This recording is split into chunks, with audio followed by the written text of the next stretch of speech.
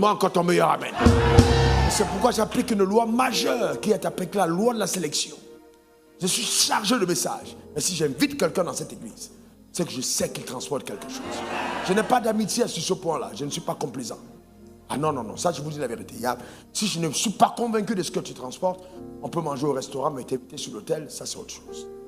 Suivez cet élément s'il vous plaît. Et tenez-vous prêts pour quelque chose de fort ce soir.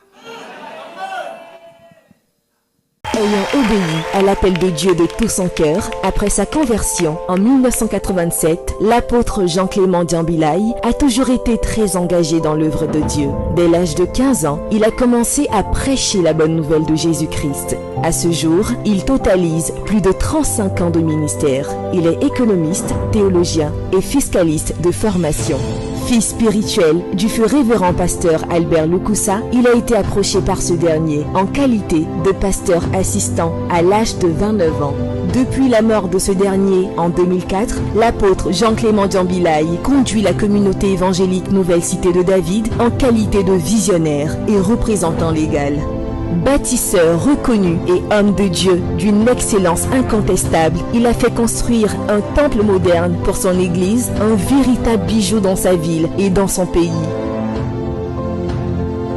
En plus d'être serviteur de Dieu, il est aussi un entrepreneur à succès et dirige 7 entreprises prospères. Écrivain prolifique, l'apôtre Jean-Clément Diambilaye est actuellement auteur d'au moins 30 livres divinement inspirés et plus de 50 autres en chantier. Parmi ses ouvrages les plus lus, nous pouvons citer La bénédiction de l'indépendance financière, Accélération divine, c'est par la foi, rien que par la foi, Inspirer l'excellence, Le pouvoir de changer les règles établies, J'ai donné ma vie à Jésus, que faire après, la collection des livres Ciel ouvert et bien d'autres. Au-delà des 4 murs de sa communauté ecclésiastique, l'apôtre Jean-Clément Diambilaye est une bénédiction pour le corps de Christ dans le monde entier au travers J.C. Diambilaye Ministries dont il est le fondateur. Sa vision, inspirer l'excellence et accélérer divinement les destinées. L'apôtre Jean-Clément est président international du réseau des pasteurs de la francophonie, REPAF, qui a pour mission de réveiller des héros dans la francophonie. Il est marié à la charmante Viviane Magnatis et est père de 5 enfants, dont une fille et 4 garçons. Enseignant aguerri et très prophétique, l'apôtre Jean-Clément Diambilaye impacte des milliers de vies au travers de ses prédications qui touchent à tous les domaines de la vie humaine. Recevez avec foi et joie cet éminent homme de Dieu et votre vie ne sera plus jamais.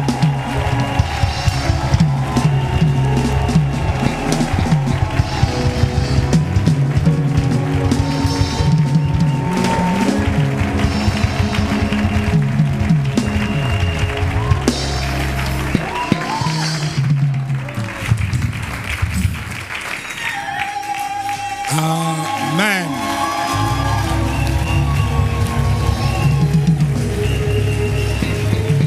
Merci. Merci, merci. Encore une fois, nous voudrions rendre grâce au Seigneur qui a permis ce moment. Nous disons très grand merci au révérend Raoul Wafo et à la révérende Daniel Wafo pour cette invitation. Nous nous sentons vraiment chez nous. Nous sommes vraiment à l'aise.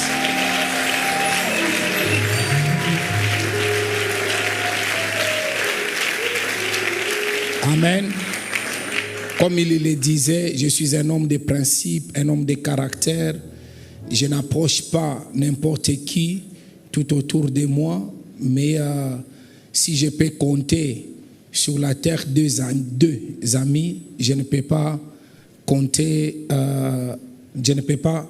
Paraît-il que hier j'ai commis l'erreur, il fallait que je parle un peu pour qu'il règle mon micro. Mais par mesure de prudence, je garde les deux. Ça ne marche pas. C'est bon, non? Vous comprenez, hein? Ok, j'ai coupé. Merci. Nous acclamons correctement. Ceux-là qui n'étaient pas là hier, ils ne comprennent pas.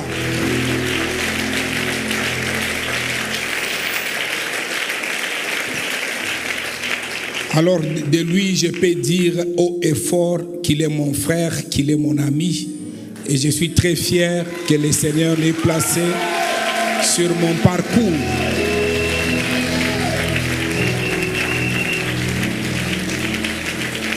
Le Seigneur nous a suscités pour une grande mission dans la francophonie. Et partout là où nous passons sans complaisance, nous faisons vraiment les choses comme si on était des jumeaux. Et nous croyons réellement qu'il y a beaucoup de choses que nous allons faire ensemble parce que vous êtes là pour nous accompagner. Merci, nous pouvons reprendre nos places. Que Dieu vous bénisse encore une fois. Alors, comme je le disais ici, je me sens chez moi et je suis vraiment à l'aise. Donc, j'ai amené avec moi 18 de mes livres qui sont, vous pouvez les voir, vous pouvez les prendre à la sortie. Et comme on vous a dit, vous avez vu dans l'élément qui venait de passer, ça c'est un livre intitulé, je commence par ça, le pouvoir de changer les règles. Dans certaines familles, dans certaines sociétés, il y a des lois, des règles qui sont imposées, même dans les mariages. Alors, dans ces livres, je donne quelques secrets, comment il faut briser. Vous avez le pouvoir de changer même ce qui a été imposé des générations et des générations dans votre famille.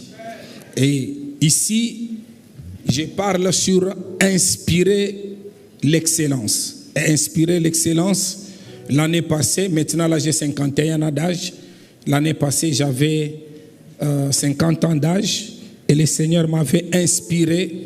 Dans ces livres, je parle sur 50 leçons, l'expérience de la vie. Je parle sur dans les domaines où j'ai échoué et dans les domaines où j'ai réussi. Et je parle sans sujet tabou. Je parle de mon expérience par rapport au mariage. Je parle de mon expérience par rapport à la vie spirituelle. Je parle de mon expérience par rapport aux affaires. Donc je développe ça en donnant 50 leçons. J'ai un autre livre important. Normalement, tout membre du temple de la foi doit l'avoir dans sa bibliothèque, intitulé « C'est par la foi, rien que par la foi ». Et je l'ai fait en 500 pages. Et les 500 pages, j'ai divisé ça en 3 tomes. Tome 1, tome 2 et tome 3. Et un autre livre intitulé « J'ai donné ma vie à Christ, que faire après ?» Vous donnez votre vie à Christ, mais après, qu'est-ce que vous devez faire? Donc, en dehors de ça, dans cette collection des livres que j'appelle Ciel ouvert, parce que le Seigneur m'a inspiré, j'ai un programme de prière que nous faisons chaque année, intitulé Ciel ouvert. Alors, j'ai fait une collection de prières de 12 livres. Et parmi les livres qu'il faut vraiment avoir pendant ces programmes, c'est celui-ci, intitulé « Bâtir un mariage heureux et durable ». Je parle sur beaucoup de petites choses très simples. Quand vous avez perdu la confiance de votre partenaire, comment vous pouvez faire pour avoir encore la confiance? Parce que les mariages sans la confiance, ça devient un problème. Alors je parle sur ces choses dans ces livres. Alors ici, il y a au moins 18 livres. Et vous pouvez les avoir. On va vous donner les prix, les 4 premiers. Donc la foi, rien que la foi. Comme c'est 3 tomes, on les vend à... Comment ça s'appelle? 150 000... 50 $, c'est ça? 150 000 francs, c'est ça? 15 000, hein? Et 25, hein? Et j'ai exagéré vraiment. Il y a quelqu'un qui me regarde et dit, oh. Donc ça c'est combien? 25? 25 000. 25 000, c'est ça, 50. 50 $. 30 000. On m'a dit, on arrondit 30 000. C'est ça, non? C'est ça? Ok. 50 $, c'est ça? 30 000. Et 150 000, c'est combien? de dollars? 150 000. Vous avez les calculatrices, non? Pardon? 300 dollars. C'est 300 dollars. Combien? 250 dollars. Alors, j'ai besoin de 10 personnes qui veulent avoir tous les 18 livres. Les 18, vous les prenez, 10 personnes seulement, qui seront les premiers à donner 200. Vous avez dit c'est combien? 150 000 francs CFA. Donc j'ai besoin de 10 personnes. 10 personnes seulement. Je vois une personne devant, une deuxième, une troisième, une quatrième. Et vous dites, non, approchez, madame, approchez. Pourquoi vous voulez rentrer? Approchez. 10 personnes seulement, 10 personnes. Je n'ai pas amené beaucoup d'exemplaires. 10 personnes seulement, 10 seulement. 10 seulement. Pardon? C'est ça déjà les... Tu savais qu'on allait demander ça? Je les taquine seulement. Elle est au Tina. Prends. C'est pas 10?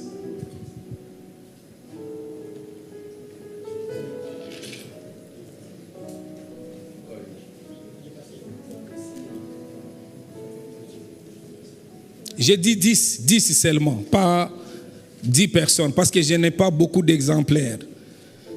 Et les autres, vous pouvez passer, il y a les livres de 20 dollars, de 10 dollars, vous pouvez passer. Mais les 10 ici, je voudrais établir une alliance avec ces 10 personnes qui passent devant pour prendre ces 18.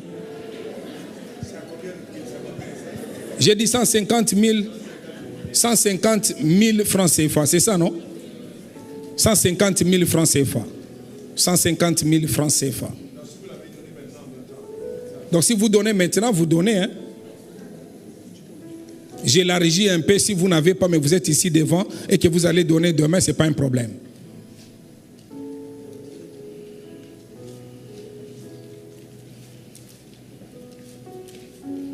C'est bon?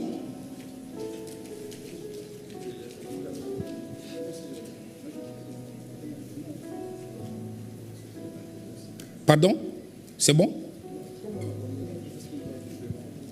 Non, parce qu'à la fin, on ne va pas mener les livres ici, ça va nous arrêter par rapport à notre timing. C'est à la sortie pour qu'on reconnaisse et que vous puissiez récupérer vos livres. Il a besoin juste du nom comme ça. Dès que nous sortons dans la salle d'attente en bas, vous pouvez avoir vos 18 livres.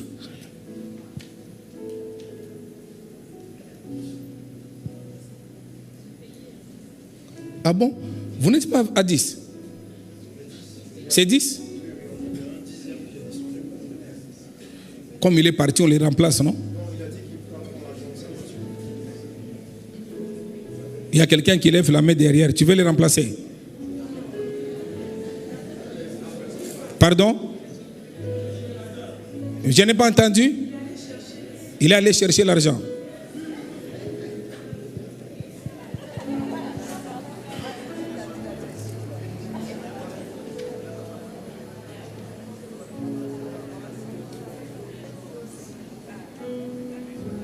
C'est bon? Ok, vous avez écrit? Vous avez écrit? Ok. Quand vous allez descendre en bas pour récupérer vos livres, vous allez amener et je prierai individuellement sur vous pendant que on va vous donner les livres pour établir cette connexion que je venais de dire. Et que le Seigneur vous soit favorable à tous égards. Nous acclamons correctement le roi.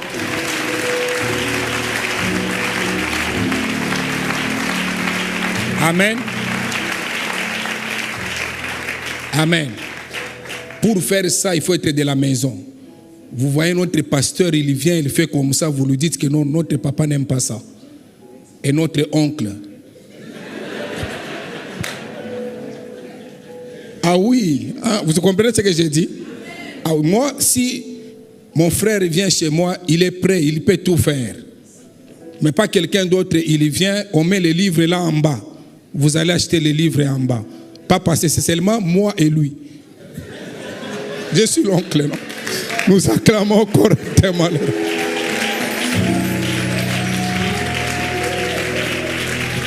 Que Dieu soit loué. Amen. Vous êtes bénis? Je vois même sur vos visages, et je crois encore une fois que ce soir, nous allons passer des moments agréables. Et pousser, hier, je ne sais pas comment on va faire, parce que j'ai parlé en disant, lorsqu'on parle de famille, il y a 6 positions ou 6 relations. Et j'ai commencé en disant la première position, c'était la position en tant qu'époux ou mari. Et la deuxième position, c'était la position en tant qu'épouse ou femme. Et la deuxième position, la position en tant que père, la position en tant que mère, la position en tant qu'enfant et la position en tant que frère ou sœur. Donc il y a 6 positions importantes lorsque nous parlons d'une famille restreinte. Et ces thèmes extraordinaires, inspirés par Dieu, il a mis ça dans le cœur de l'homme de Dieu. Vous savez, ces derniers temps, je les trouve extraordinaires.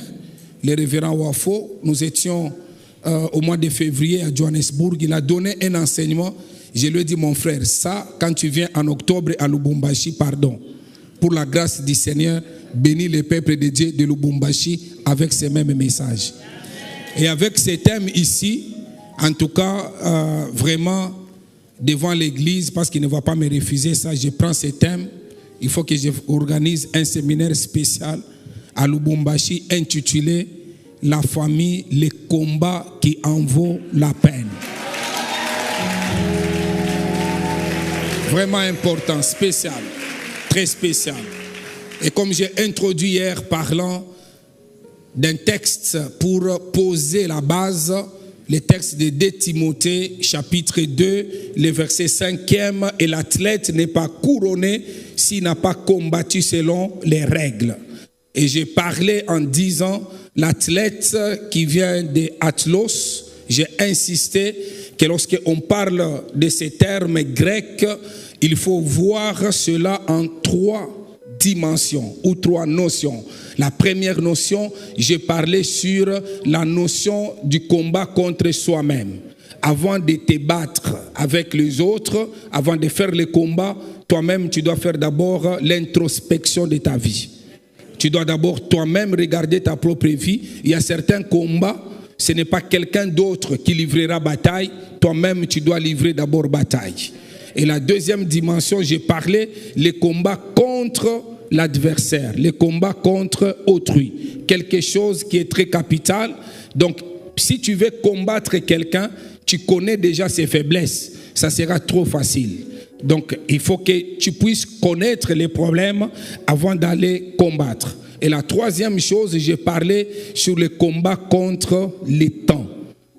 Il faut comprendre, bien aimé dans le Seigneur, il y a des choses, si vous les ratez aujourd'hui, vous n'allez pas récupérer ça en termes de temps.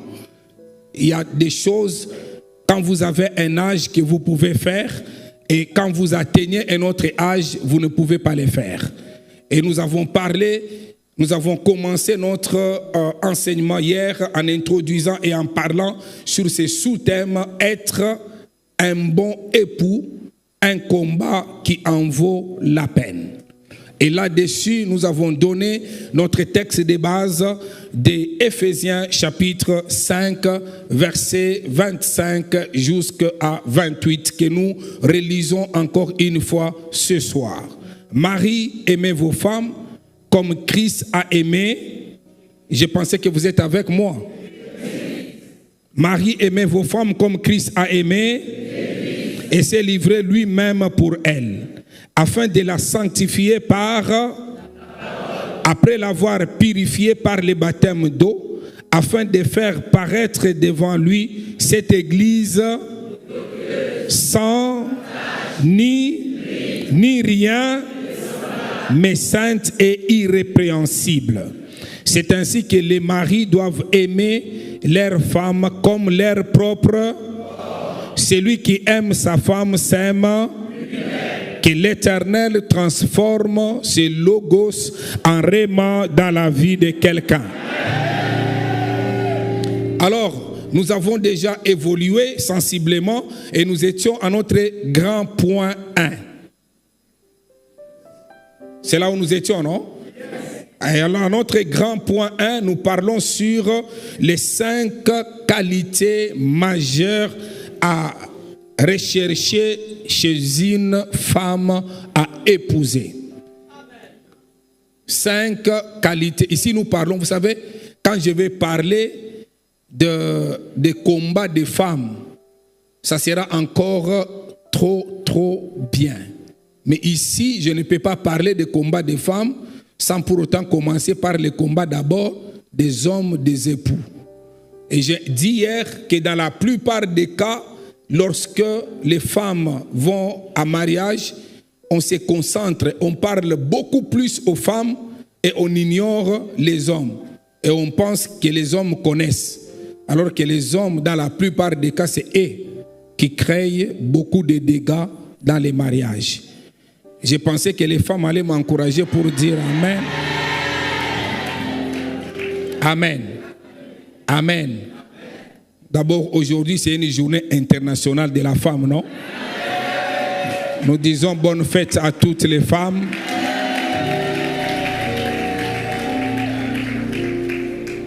Alors, première qualité. Donc, nous parlons aux hommes en disant première qualité, épouse une femme bien éduquée et respectueuse. C'est une qualité qu'il faut rechercher lorsque tu dois épouser. Et là, j'insiste, j'ai dit, le respect est l'un des besoins primaires de tout homme. C'est un besoin incontournable. Une femme qui ne te respecte pas, une femme qui te manque tout le temps du respect, n'est pas une bonne femme à épouser. Ah, je pensais qu'il y avait un homme dans la salle qui allait dire Amen.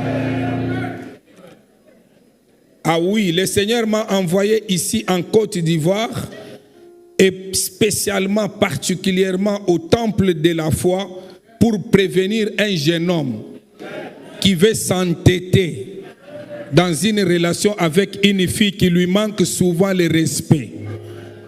Pas seulement à toi, mais à d'autres personnes. Parce qu'il y a des gens, ils te respectent toi, mais avant même, tu es dans les fiançailles. Mais tu les regardes, quand elle commence à parler, elle ne peut pas écouter quelqu'un. Oui, c'est vrai, l'homme peut changer. Mais la période des fiançailles, c'est une période où nous sommes en train de nous connaître. Si dans cette période, tu ne peux pas changer, je ne crois pas. Dieu peut faire un miracle, mais pourquoi il faut attendre les miracles? Pourquoi il faut attendre? Vous savez, il y a des choses qu'il ne faut pas laisser Dieu faire alors que vous pouvez les faire maintenant. Quand tu épouses une femme, tu dois savoir que tu ne l'épouses pas simplement pour toi. Tu l'épouses pour les enfants aussi que tu auras. Donc quand tu as une femme qui est irrespectueuse, même tes propres enfants, ils vont commencer à parler comme les enfants de la rue. Parce qu'il y a d'autres personnes qui ont étudié, mais le langage, quand la personne ouvre la bouche, vous vous posez la question, ça vient d'où?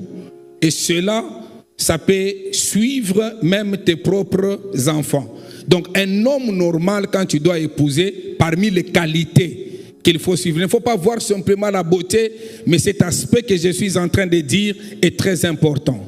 Quand tu épouses une femme qui n'est pas bien éduquée et une femme qui te manque le respect, sois-en sûr, sans exception, tes enfants seront aussi mal éduqués et irrespectueux. Donc c'est quelque chose qu'il faut vraiment en tout cas faire attention. Ma sœur, si tu as du mal à respecter des gens, Je prie ce soir le Seigneur qu'il puisse t'échanger afin que tu ne sois pas une pierre d'achoppement pour l'homme qui t'épousera.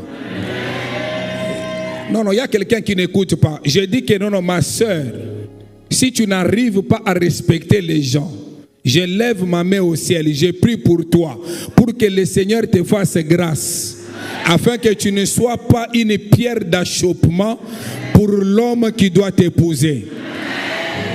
Mais si bien aimé, mon frère et ma soeur, tu constates réellement que tu aimes de tout ton cœur, mais tu vois vraiment que la personne n'arrive pas à changer, il faut savoir la racine, elle est où?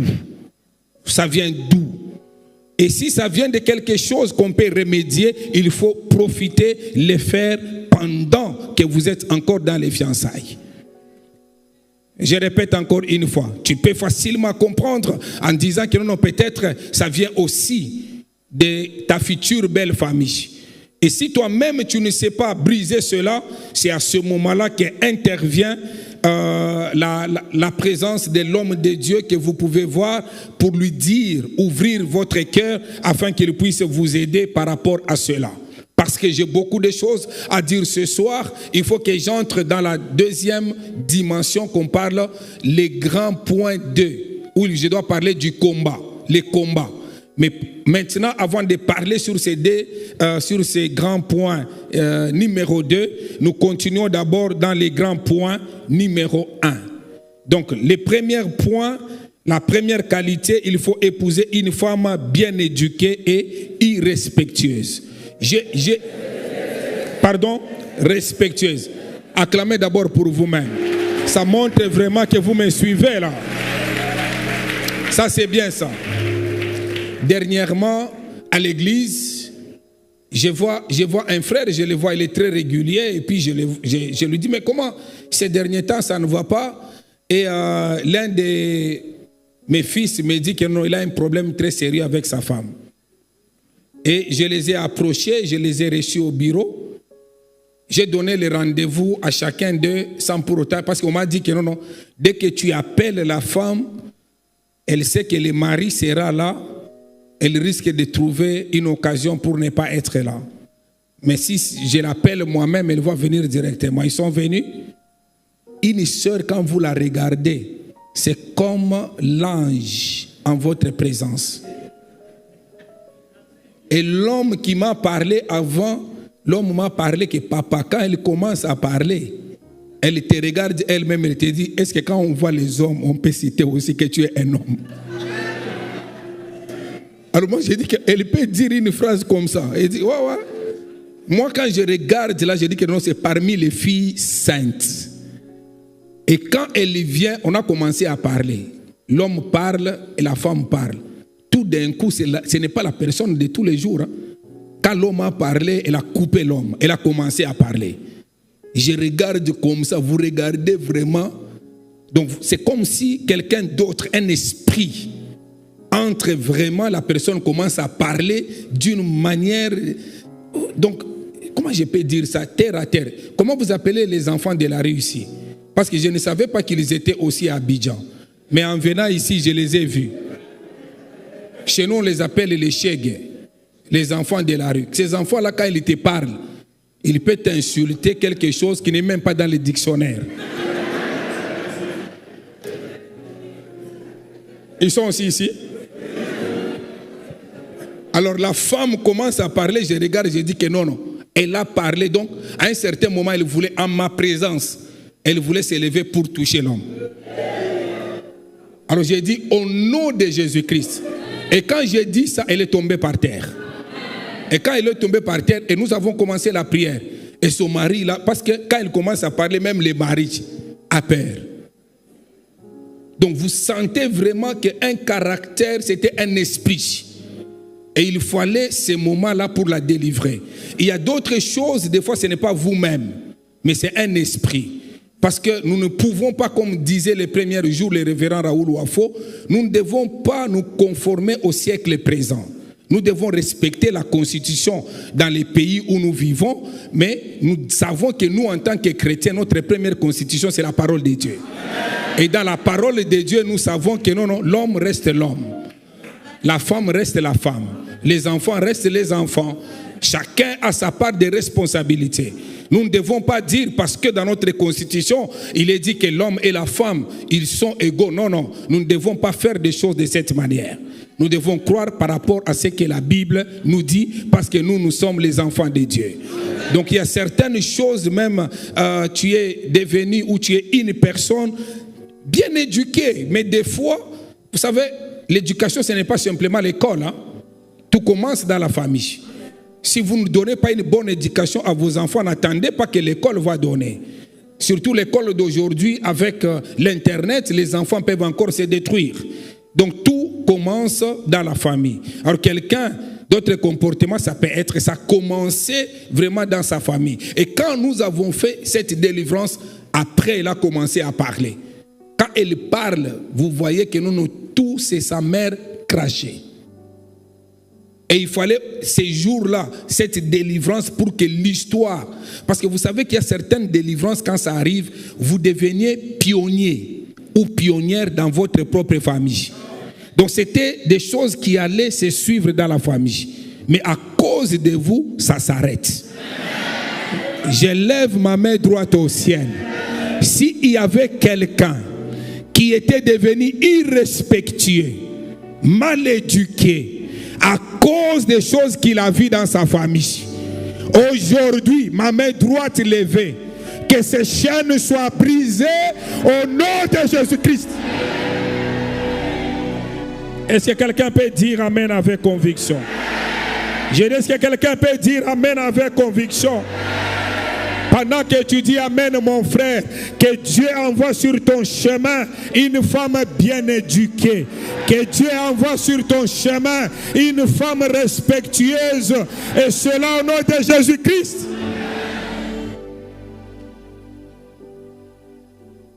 Comme je le disais, quand tu épouses une femme qui n'est pas bien éduquée et qui te manque le respect, sois-en sûr que tes enfants, ils risquent d'hériter cela, mais ça ne sera pas ton cas. Deuxième qualité. Épouse une femme flexible et enseignable. C'est bon? Une femme flexible et enseignable. C'est bon? Je peux aller loin? Une femme qui n'est pas enseignable parce qu'elle estime qu'elle connaît beaucoup et tout te rendra la tâche difficile, mon frère bien-aimé en Christ. J'insiste encore une fois en disant, épouse une femme que tu peux tailler selon ton modèle. Pourquoi vous dites Amen timidement?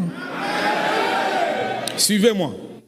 Dans les jardins d'Éden, Dieu avait donné à Adam les jardins. D'abord, c'était pour les cultiver. Donc, quand ta femme est dure comme les rocs, ça devient un problème difficile pour que tu cultives. Comment peux-tu la cultiver? Comment peux-tu la bourrer quand la terre, elle est roche, elle est difficile. Donc tu prends même les marteaux, tu ne peux pas casser, c'est comme une pierre. Ça devient un problème. Non mon frère, non ma soeur. La terre doit être une bonne terre.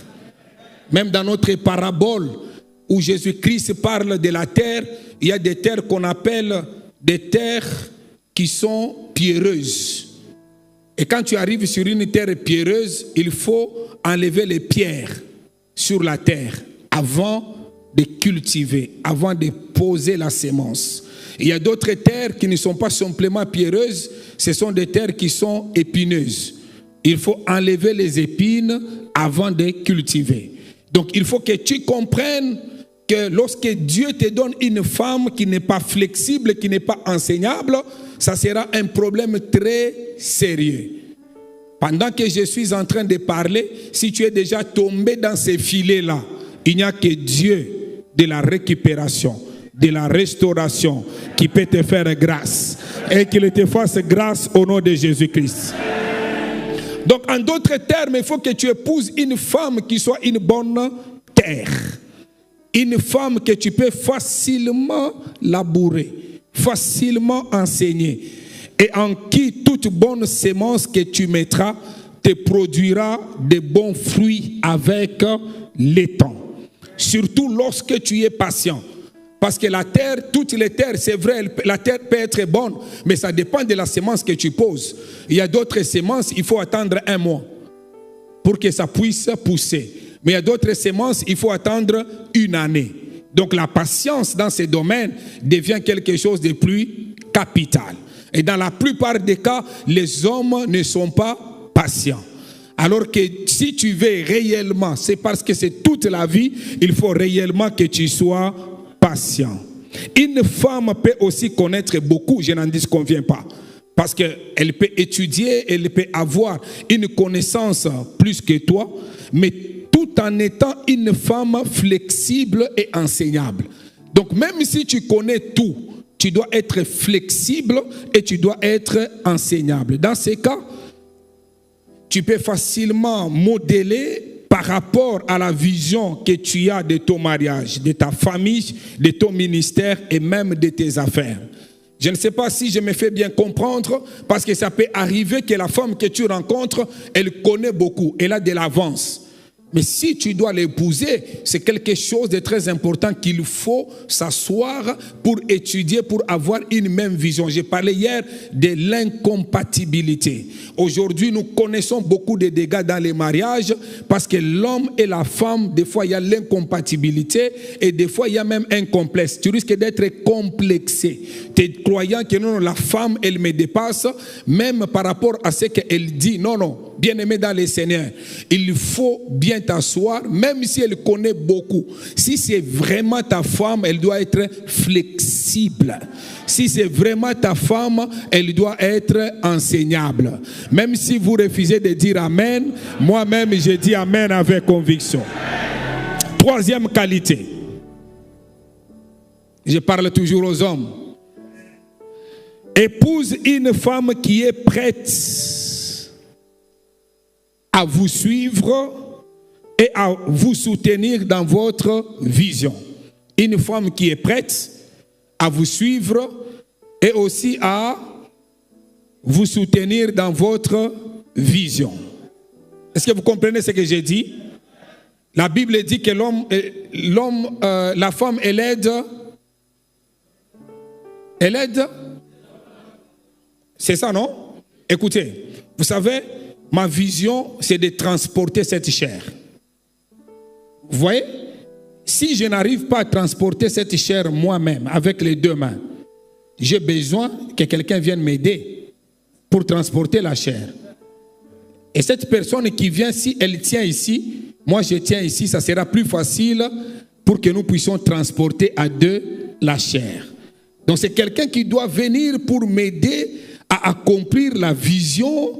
Elle aussi, elle peut avoir une vision et nous mettons cela ensemble pour que nous puissions accomplir la grande vision. Mais si elle ne vient pas avec l'esprit pour m'aider, elle ne vient pas avec cet esprit, ça sera un problème très sérieux. Je m'en vais en disant, on n'épouse pas simplement un homme, ici je m'adresse même aux femmes, on épouse aussi sa vision. Je répète, on n'épouse pas simplement un homme, mais on épouse aussi sa vision. C'est par là que j'aimerais dire aux gens, et d'une manière particulière aux femmes, lorsque vous voulez épouser un homme, vous devez d'abord même l'entendre quand il parle. Vous sentez vraiment, est-ce que cette personne a une vision? Parce qu'il ne faut pas voir simplement par l'apparence d'aujourd'hui. Parce qu'aujourd'hui, la personne peut paraître avoir. Mais quand quelqu'un n'a pas de vision, cette personne-là va tout perdre demain. Vous savez, je ne sais pas si ça se passe ici, dans mon pays, les étudiants, dans la plupart des cas, comme pour payer les Minerval, c'est un problème. Alors, ils ont même 4 donateurs. Un étudiant, il a ses propres parents. S'il n'a pas les parents, il a un oncle qui paye les Minerval. Et à côté, il a aussi quelqu'un qui le connaît, lui dit de payer les Minerval. Souvent, les étudiants sont malhonnêtes comme ça. Alors, ils peuvent, ça, ici, je ne sais pas si ça existe, mais dans mon pays, il peut demander l'argent à 4 personnes. Donc, l'oncle donne, papa donne, quelqu'un d'autre le donne et tous ils donnent les minervales. Mais il paye les minervales d'une seule personne. Tout l'argent qui reste là, vous le voyez très propre. C'est parce qu'il a l'argent. Et quand il termine les études, quand il n'a pas le travail, quelqu'un qui était propre tous les jours, comment il change comme ça? C'est parce qu'il prenait l'argent à gauche et à droite.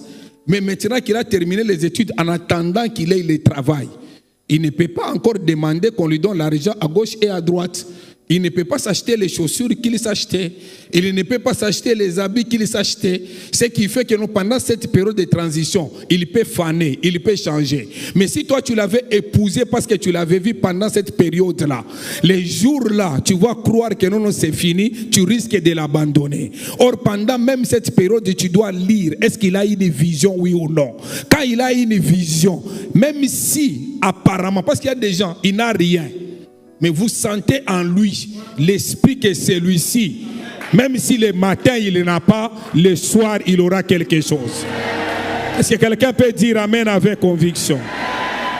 Non, non, que Dieu te fasse grâce et qu'il amène sur ton chemin une bonne personne. Je dis qu'il amène sur ton chemin une bonne personne. Si un homme te plaît, et tu veux l'épouser, ne l'épouse pas s'il te plaît, si tu n'es pas en mesure de suivre sa vision. Si tu n'es pas en mesure d'aller partout où le Seigneur veut qu'il aille par rapport même à votre propre avenir. Vous savez, j'aime un texte où je m'adresse encore une fois à tous les frères qui sont ici, parce que dans cette partie je parle aux frères. Épouse une femme qui pourra te dire comme Ruth a dit à Naomi: où tu iras, j'irai. Où tu demeureras, je demeurerai.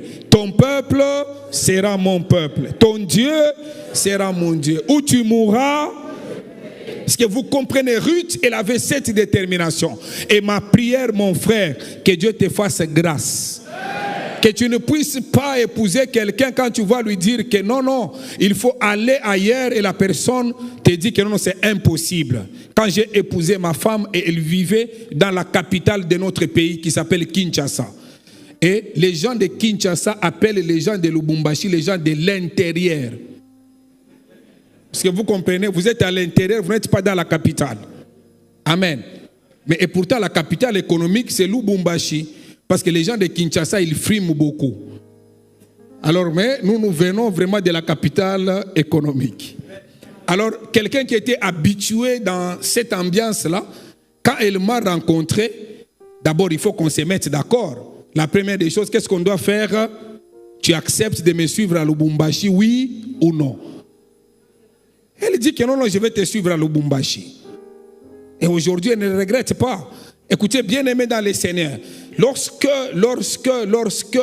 vous épousez quelqu'un, surtout vous me suivez. Quelqu'un, vous êtes en Europe, la personne est en Afrique. Et après, vous dites que non, non, je vais me déplacer pour aller en Europe. Et puis, vous allez vous épouser la personne vous dit que non, non, moi, je ne vais pas rentrer en Afrique. C'est parce que vous n'avez pas mis ces limites-là avant de vous marier. Il ne faut pas aller compliquer une fille d'autrui, tu es en Afrique, parce que c'est déjà des cultures différentes. Parce que moi, je sais comprendre, aujourd'hui j'ai une grâce. Je comprends un peu la culture africaine. J'ai vécu pendant 11 ans en Europe, en Scandinavie, en Norvège. Donc je comprends un peu la culture occidentale. Je comprends la culture africaine et par surcroît la culture chrétienne. Donc quand il faut trancher même un problème, je sais les trancher en balançant toutes ces trois cultures. Et je sais que la culture qui domine, c'est la culture chrétienne. C'est comme même dans la Bible, on dit que c'est trois choses demeurent. On dit la foi, l'espérance et l'amour. On ne dit pas que la foi et l'espérance, il faut les séparer. Ces trois choses doivent demeurer. Mais la plus grande de toutes ces trois, c'est... Je ne sais pas si vous comprenez, donc c'est comme je vous dis, il y a trois cultures, mais la plus grande c'est la culture chrétienne. Alors j'insiste encore une fois en disant que tu dois vraiment en tout cas faire un effort pour que tu accompagnes la personne que tu veux épouser. Regardez dans la Bible quand Dieu avait appelé Abraham. Sarah l'avait suivi partout où Dieu le conduisait. Une femme qui n'est pas prête à te suivre dans ton appel, qui n'est pas prête à te suivre dans ce que tu es en train de faire, n'est pas une bonne femme à épouser, mon frère. Même si vous refusez de dire Amen, parce que vous voulez suivre la beauté, mais demain ça va vous rattraper. Je suis en train de parler sur les qualités. Est-ce que quelqu'un peut dire encore Amen avec conviction? Regardez aujourd'hui, vous savez, quand vous avez une femme qui n'est pas prête à vous suivre, vous aurez un problème très sérieux. Hein? Vous savez, je l'ai toujours dit, un jour j'étais locataire sans maison. Et ce jour-là, on voulait acheter la parcelle de l'église. Et il nous restait 45 000 $ américains. Et il y avait quelqu'un qui me devait beaucoup d'argent, qui me devait 50 000 $ nets. Et cette personne ne me donnait pas. Moi, je suis locataire. Et j'ai prié le Seigneur. J'ai dit, Seigneur, si cette personne me donne cet argent, je vais prendre 45 000 et je vais donner à l'œuvre de Dieu. Une semaine après, cette personne m'appelle pour me donner cet argent. Tu es locataire. Quand tu n'as pas une bonne femme, elle va te dire que tu es devenu sorcier. Comment tu vas prendre 45 000 $? Au lieu de mettre dans un projet immobilier, tu vas donner ça à Dieu. Je ne sais pas si vous me comprenez. Donc la personne doit connaître ta vision, doit connaître ce que tu es. Et ça sera un problème. Aujourd'hui, elle ne regrette pas de cette sémence qu'on avait fait à l'époque. Parce que cette sémence a produit, même pas x10, c'est peu. Ça produit plus, je ne peux pas compter. Ça produit plus, pas une seule maison, des maisons et des maisons. Pourquoi? Parce que c'est quelqu'un que Dieu a donné pour accompagner dans cette vision. Donc c'est quelque chose qui est très capital. Et j'insiste même encore. Merci pour ceux-là qui acclament. Vous savez, nous faisons beaucoup de conférences à travers le monde, même avec les révérends Wafo. Si il n'avait pas une femme comme la First Lady Daniel, je crois que ça allait avoir des problèmes. Des fois, nous dépensons l'argent au-delà. Parce que nous, quand nous le faisons, moi et lui, nous disons ce que Dieu nous a donné. Nous pouvons aussi, pour la cause du royaume, pour l'expansion du royaume, nous pouvons apporter les peu que Dieu nous a donnés. Mais si vous avez une femme qui n'accepte pas ça, ça sera un problème.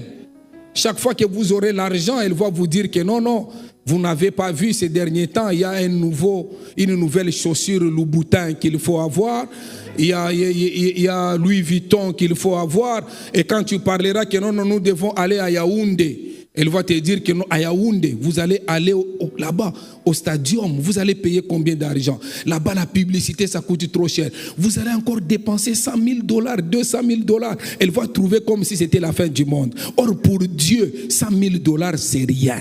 Pour Dieu, 1 million de $, c'est rien.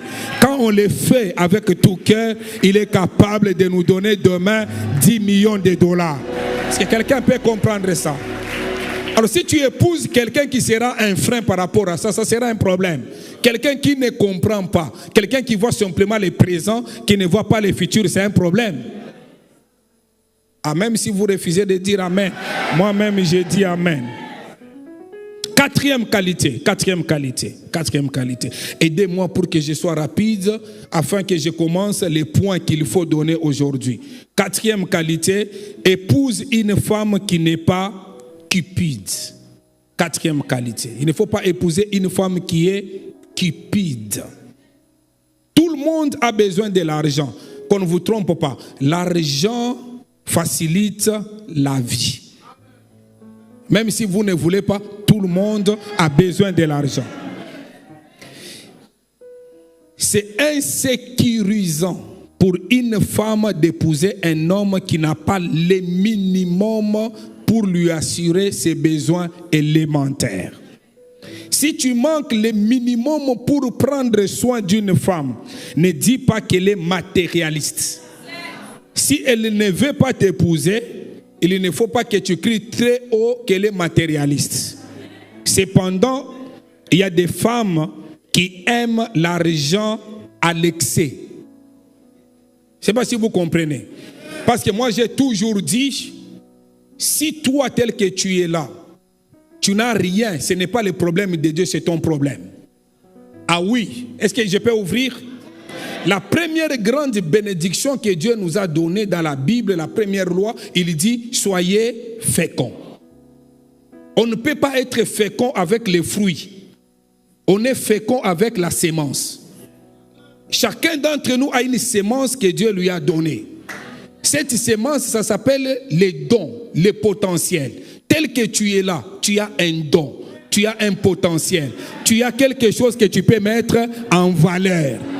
Mais dans la plupart des cas, tu ne veux pas mettre cela en valeur.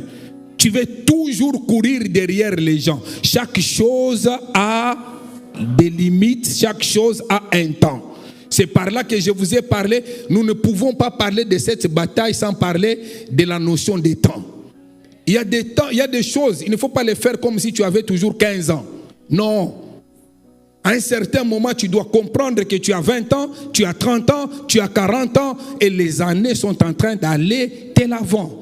C'est par là, j'insiste encore une fois. Ces derniers temps, quand quelqu'un me dit que non, je souffre beaucoup, je dis que non, tu souffres pour toi-même. Parce que Dieu nous posera la question, je vous ai donné les talents, qu'est-ce que vous avez fait? Et nous allons lui répondre. L'autre va dire que non, j'ai fructifié, tu m'as donné 5, maintenant j'ai 10. Tu m'as donné 10, maintenant j'ai 20. Et le plus peureux, il va dire, j'avais peur que je vais perdre, j'ai enterré cela. Ce sont les gens qui sont peureux, qui ne veulent faire rien. Sur la terre, ce n'est pas un hasard que tu puisses vivre. Tu n'es pas un accident. Tu es un produit de l'Éternel. Tu n'es pas venu accompagner quelqu'un. Tu dois accomplir une mission ici sur la terre. Amen. Arrête de pleurer à tout moment que je n'ai pas. Non, tu as une chose que tu dois faire. Écoutez, moi je suis prédicateur. Je suis entrepreneur. Mais en dehors de cela, j'ai compris que j'avais une grâce de l'écriture. J'avais un talent. J'avais un potentiel pour écrire. J'ai développé cela. Amen. Même si mon frère, mon ami n'aime pas que je dise ça, j'ai un rendez-vous là au mois de juin. Je vais aller en Angola. J'ai commencé à préparer ça depuis l'année passée. Comme j'ai beaucoup de livres là-bas, maintenant l'argent c'est un problème. J'ai dit que non, même si j'arrive là-bas, c'est pour l'œuvre de Dieu. Mais comme je vais prêcher devant plus de 30 000 personnes, au mois de juin, alors, j'ai fait mes livres. Je les ai traduits en portugais. Je ne sais pas si vous comprenez. Donc, quand je vais amener 20 000 livres, j'ai déjà préparé les pasteurs pour qu'ils préparent. Ils disent que non, là, les gens aiment lire. Dans cette église. Donc 20 000 livres, fois $20. Si vous comprenez? Non. Je ne sais pas si vous comprenez, bien-aimés dans les scènes. Donc tout ça, c'est pour dire que tel que tu es là, tu as un talent peut-être de l'écriture. Peut-être tu as un talent pour simplement tresser les cheveux. Mais quand tu pleures pour rien. Donc j'insiste encore une fois. Chacun d'entre nous a quelque chose. Mais des fois, il y a des femmes bien aimées dans le Seigneur. Quand on est cupide, une femme qui est cupide à l'excès, c'est quelqu'un qui veut vivre au-delà de ses moyens. Il y a des gens qui sont comme ça. Tu ne peux pas aller vivre au-delà de tes propres moyens. Quand tu as $100, vis comme quelqu'un qui a $100. Je ne sais pas si vous me comprenez. Je ne sais pas si vous me comprenez, bien-aimés dans le Seigneur. Vous savez, je ne parle pas, je ne suis pas venu ici, moi je suis congolais d'origine. J'ai vécu en Norvège, mais j'ai vu quelque chose, je sais que ça passe en direct, mais il faut que ça interpelle même quelqu'un peut-être ici en Côte d'Ivoire, quelqu'un qui va me suivre, qui est congolais. J'ai vu, par exemple, à un certain moment, nous vivions avec les groupes de Somaliens en Norvège. Alors, vous voyez que le Congolais, quand il vient, quand on donne l'argent pour le social, il veut prendre une grande maison pour paraître. Mais les Somaliens, ils veulent vivre à 5 dans une grande maison. Mais l'argent qu'ils prennent là, ils achètent les maisons chez eux. Et les Congolais, quand ils vont vouloir rentrer chez lui, ils vont aller rester à l'hôtel. Je ne sais pas si vous comprenez, il y a quelque chose qui ne marche pas. Il y a des gens qui sont comme ça, qui veulent paraître au lieu d'être. Donc tu veux et puis toi, homme normal, comment tu peux voir ta femme, toi, tu ne lui as pas donné l'argent pour acheter les chaussures de $300. Mais tu la vois, elle vient avec les chaussures qui coûtent plus cher que ton salaire. Et tu trouves que c'est normal. Il faut poser la question. Peut-être qu'il y a quelque chose qui se passe déjà que toi-même tu ne connais pas. Un homme normal doit savoir parler. Est-ce que vous comprenez ce que je suis en train de dire? Alors, si tu constates que ta femme, elle est cupide à l'excès, elle veut demander des choses qu'il ne faut même pas demander. Écoutez, tout le monde ne peut pas monter dans l'avion en business class. Je ne sais pas si vous comprenez, mais ça va arriver. Mais avant que ça arrive, accepte. Accepte de vivre avec ton mari comme il est. Mais il ne faut pas que maintenant, alors qu'il n'a rien, tu es en train de le pousser, en train de lui dire que non, tu vois ce que le voisin a fait. J'ai vu, c'est un Ivoirien qui a fait un petit truc là. Un Ivoirien qui a dit, un Ivoirien, il a fait comme un sketch là. J'ai oublié encore son nom. Il dit que non, sa femme regarde, le voisin a acheté une voiture. Il faut aussi que tu m'achètes une voiture. Le voisin a acheté une robe. Il faut aussi que tu m'achètes. Non, bien-aimé dans le Seigneur. Non, bien-aimé dans le Seigneur. Je ne vais pas dire la suite. Je m'arrête. Et à la fin, il dit que non, je prends aussi une deuxième femme. Donc vous connaissez ça, vous avez fait semblant. La suite ne nous intéresse pas. Mais au moins, bien aimé dans le Seigneur, vous n'allez pas, sinon vous allez pousser votre mari à voler. Vous allez pousser votre mari à faire des choses qu'il ne faut pas faire. Il ne sera pas digne, il va combattre pas selon les règles. Il va mettre les règles à côté. Est-ce que quelqu'un peut dire Amen avec conviction? Il y a toujours un temps pour toutes choses. Je dis bien, il y a un temps pour toutes choses. Il y a un moment où il ne faut pas suivre en disant que non, comment ils s'habillent beaucoup comme ça. Non, tu ne sais pas. Peut-être les habits maintenant, ce n'est pas un sujet de gloire pour eux. Mais toi, pendant ce moment, le Seigneur, ton tour arrivera. Mais quand ce tour-là n'est pas encore arrivé, contente-toi de ce que tu as. Et quand Dieu voit que tu utilises fidèlement l'épée que tu as, il te donnera les plus grandes. Mais si l'épée que tu as, tu ne sais pas bien les gérer, c'est un problème. C'est un problème. Et une femme qui est cupide, elle veut qu'on la voie partout. Donc elle veut vraiment, en tout cas, même pendant que nous donnons les offrandes ici, elle les laisse habiller conséquemment pour que nous puissions voir qu'elle est habillée.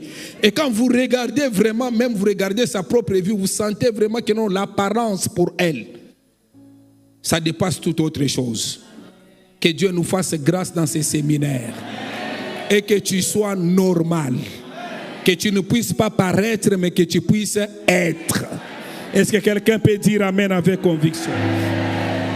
Cinquième qualité. Épouse une femme qui a le potentiel d'être une bonne mère pour tes enfants. Et je vais terminer par là. Comment savoir si une jeune fille ou une jeune femme a le potentiel d'être une bonne mère pour tes enfants? Comment les savoir? C'est plus simple.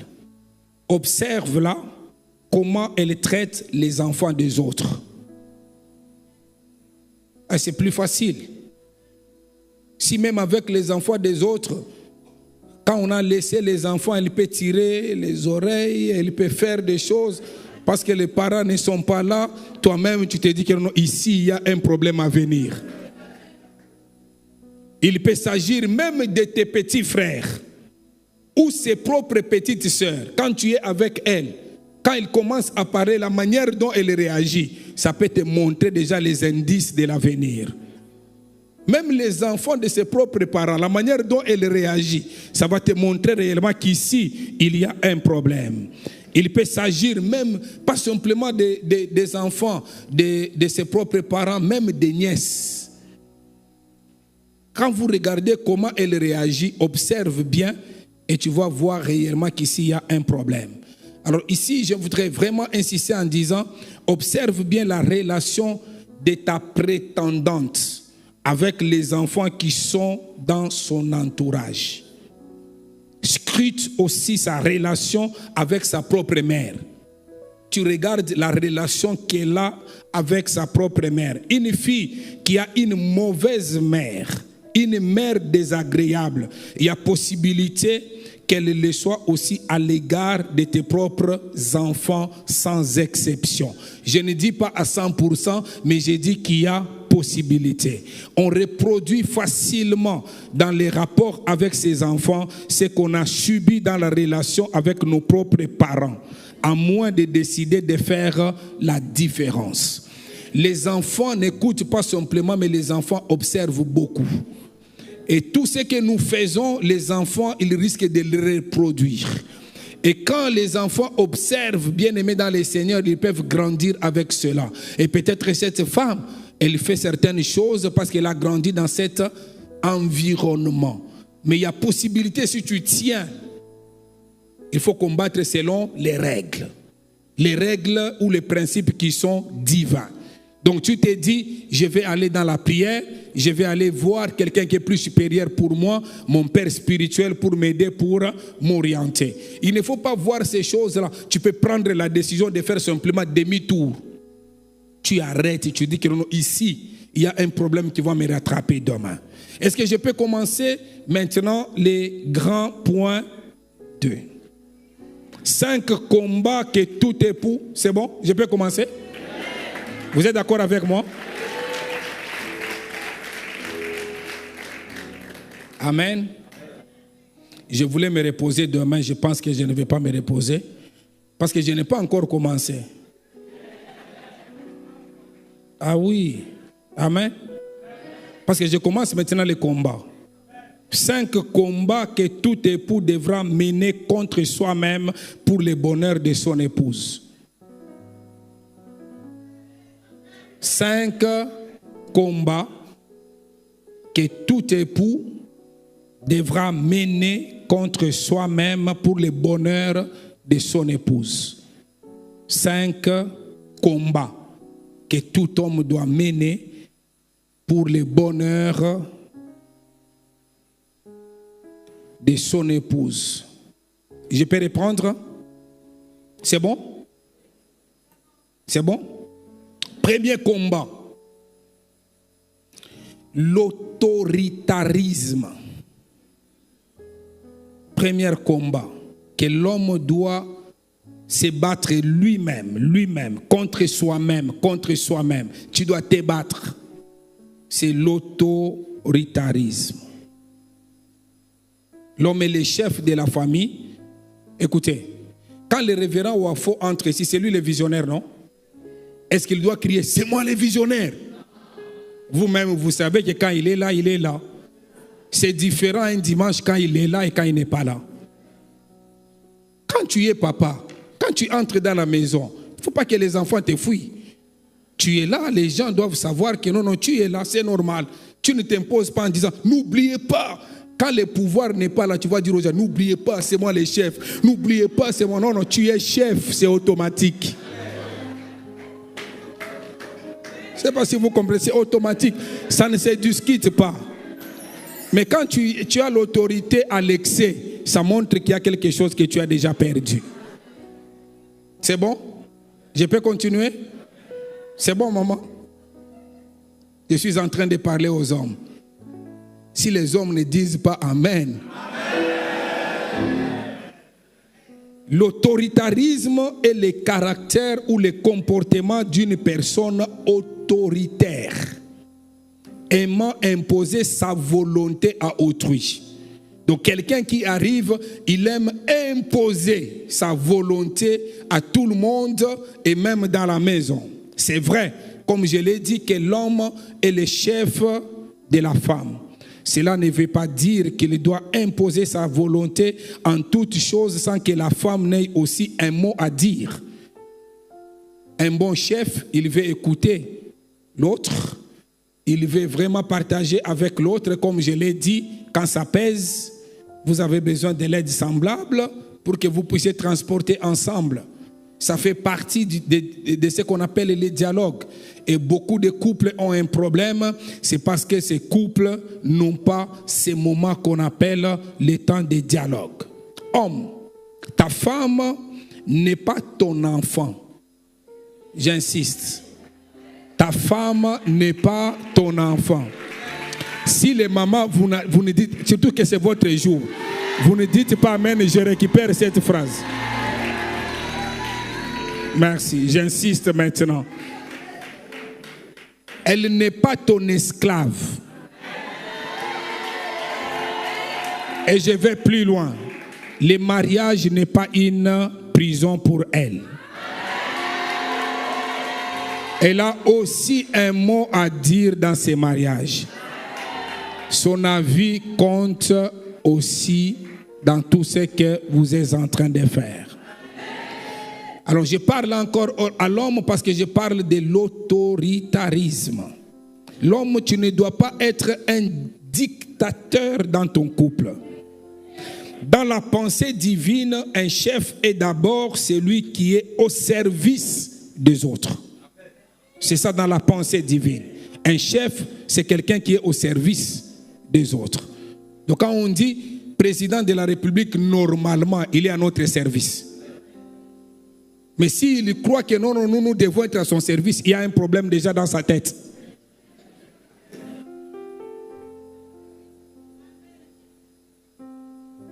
J'ai dit mal? Parce que quand je dis comme ça, quelqu'un va croire que non, je suis devenu politicien. C'est bon, je peux continuer? Je parle encore à l'homme en disant, normalement, ta femme est censée être ton ami. Et entre amis, on n'exerce pas la domination. Vous savez, comme je suis avec le révérend Wafo, je sais que ça, il ne va pas aimer. Quand il y a quelque chose, vous savez que on est parti en Afrique du Sud, quand nous sommes arrivés là-bas, la manière dont les premiers jours, il s'est comporté, tout le monde était très content. Mais moi, j'ai vu que non. Mon ami ici, il y a quelque chose qu'il a vu qui n'était pas bien. Donc, je sais voir directement que non. Et puis lui aussi, il sait que quand je viens, par exemple, ici, on peut tout faire. Moi, je vois des petites choses. Et il sait que non, c'est comme ça que mon ami est.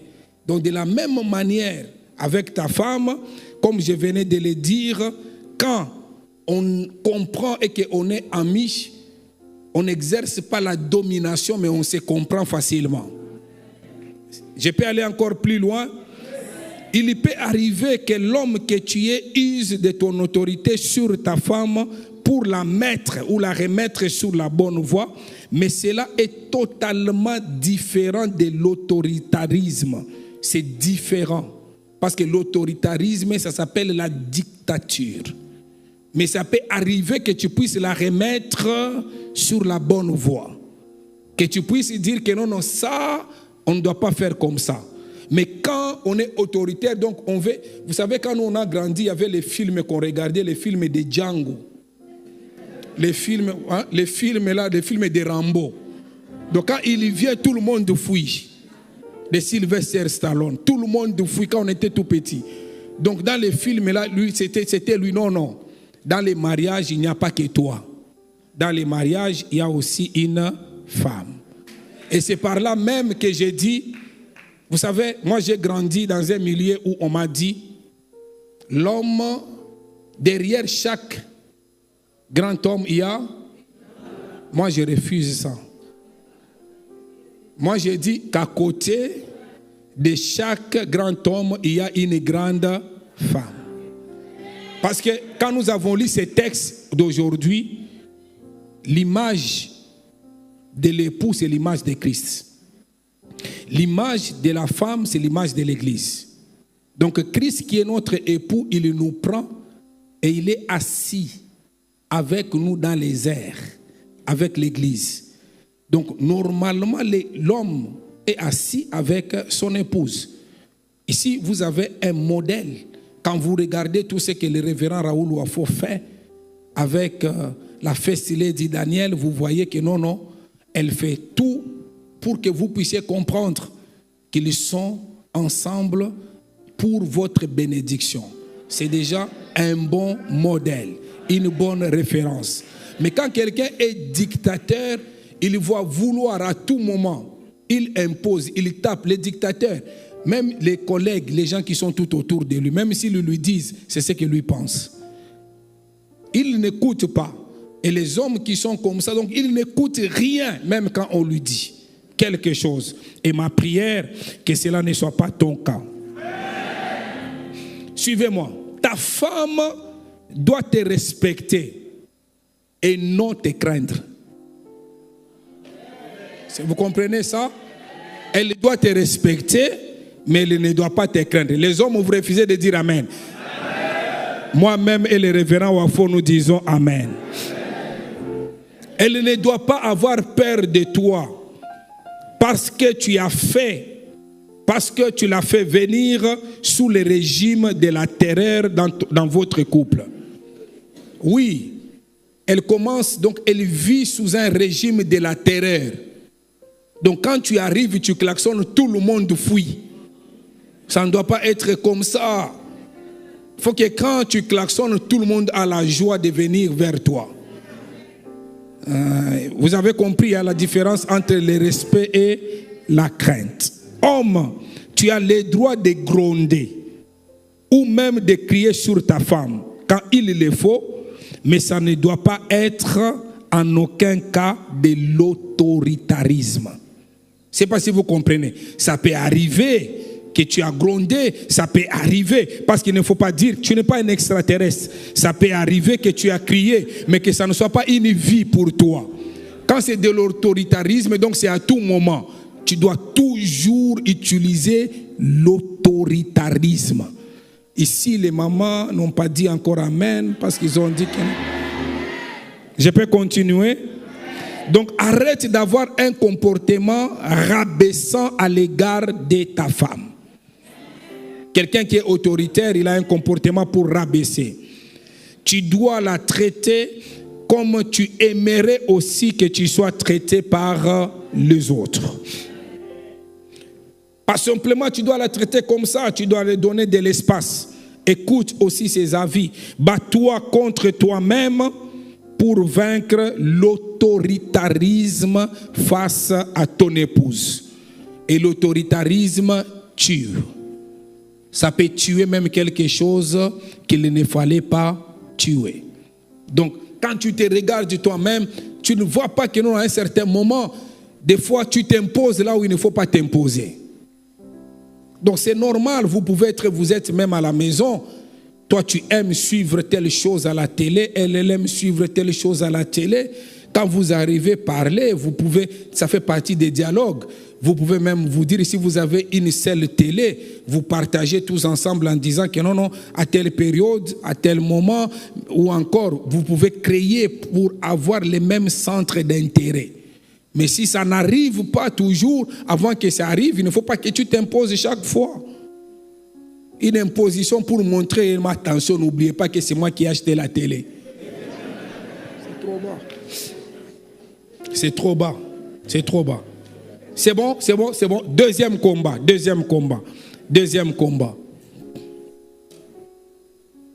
Quand je faisais les livres, là, j'avais déjà pris 10 minutes ici. Les livres ici, ça m'avait pris déjà 10 minutes.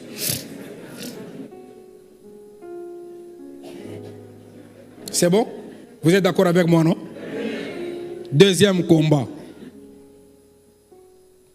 Premier combat qu'il faut vraiment en tout cas travailler, c'est quoi?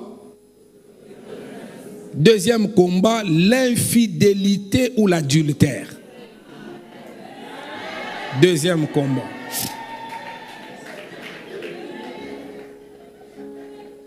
C'est bon? Toi, l'homme, tu dois te battre. Suivez-moi. Il paraît que les hommes fidèles, ça n'existe pas. Il paraît. Mais moi, j'ai dit que ce n'est pas totalement vrai. Des hommes fidèles à leur épouse, il en existe.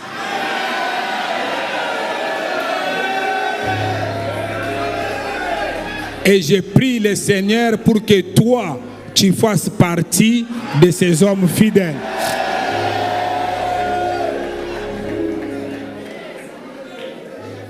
C'est bon, je peux continuer? C'est bon?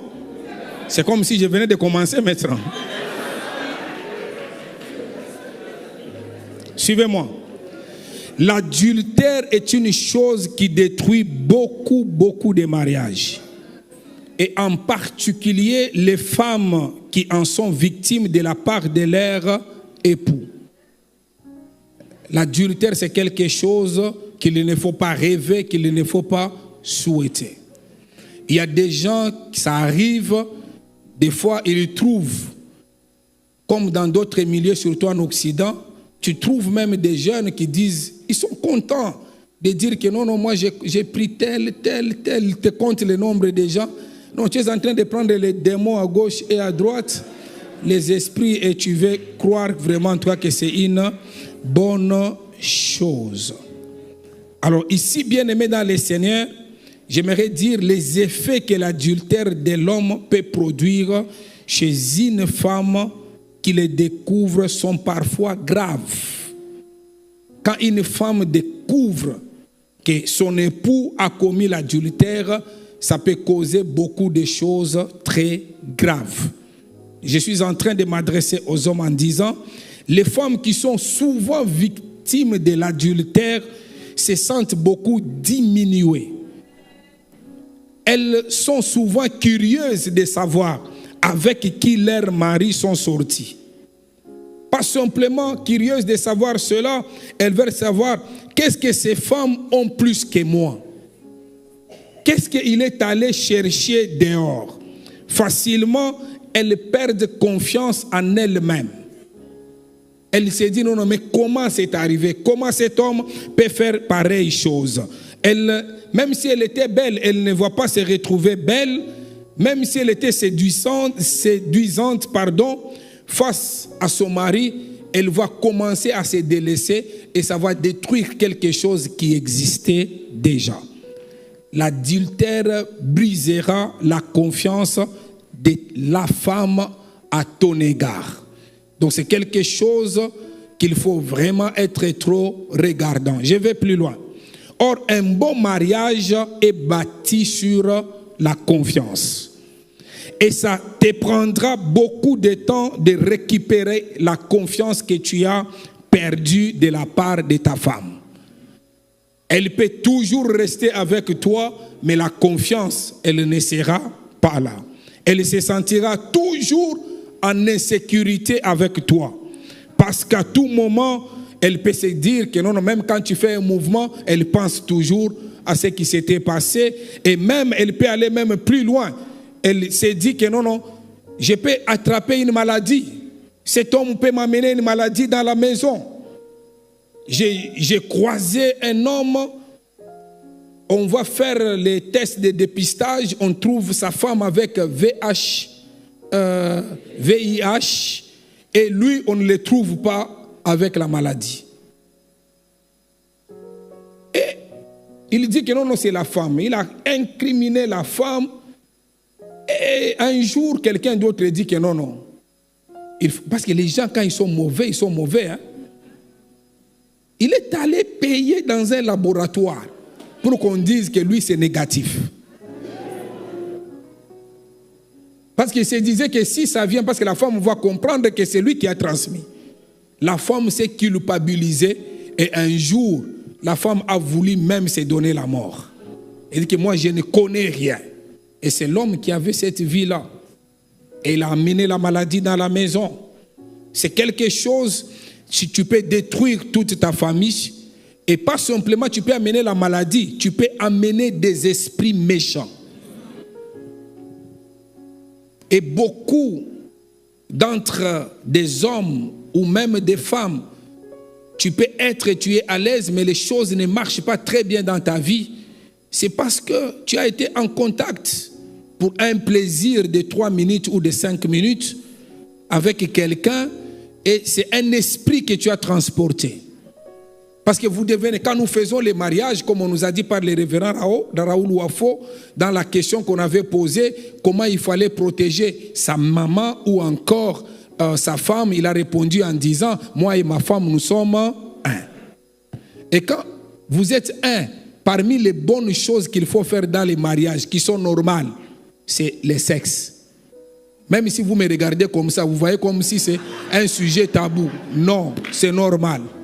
Amen. Ce n'est pas un sujet tabou, c'est normal. Les enfants, hier, on ne parlait pas de ça à l'école. Aujourd'hui, à partir de 10 ans, on explique ça aux enfants. Et l'Internet, on explique ça à tout le monde. Comment quand je parle comme ça, vous regardez par terre? C'est quelque chose qui est normal. Alors comprenez que pour le faire, il faut être un. Je ne sais pas si vous comprenez. Mais quand vous le faites, quand nous sommes un, même esprit. Quand vous le faites avec quelqu'un d'autre, vous ne connaissez pas son esprit. Vous pouvez prendre cet esprit, vous l'amener chez vous à la maison. Donc c'est quelque chose auquel il faut faire vraiment très attention. En tant qu'époux, tu as la responsabilité de combattre contre l'adultère pour protéger ta femme et ton mariage. Si tu manques la maîtrise sur le plan sexuel, tu as besoin de l'aide de Dieu et du Saint-Esprit.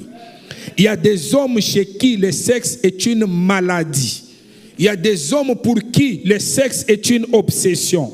Quand tu es incapable de te tenir devant le sexe, tu es incapable de t'abstenir devant le sexe, deux choses.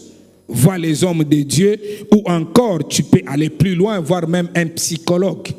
C'est très important. J'ai croisé un enfant chantant à l'église et il dit que je n'arrive pas à supporter. Moi, quand on me laisse seul simplement avec une sœur, il faut vraiment que les feux descendent là-bas. Donc quand on me laisse simplement, donc je n'arrive pas, c'est comme ça. Alors il me dit, je suis fatigué maintenant. Et c'était la vie de mon père. Mon père a connu beaucoup de femmes, il a fait souffrir ma femme et ma mère, et il était toujours comme ça.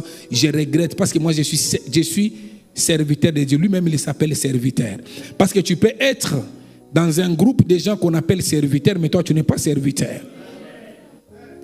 Alors il est là, donc pour lui il dit que non, je n'arrive pas à supporter, parce qu'il y a des gens bien aimés dans les Seigneurs. Même sa femme a peur.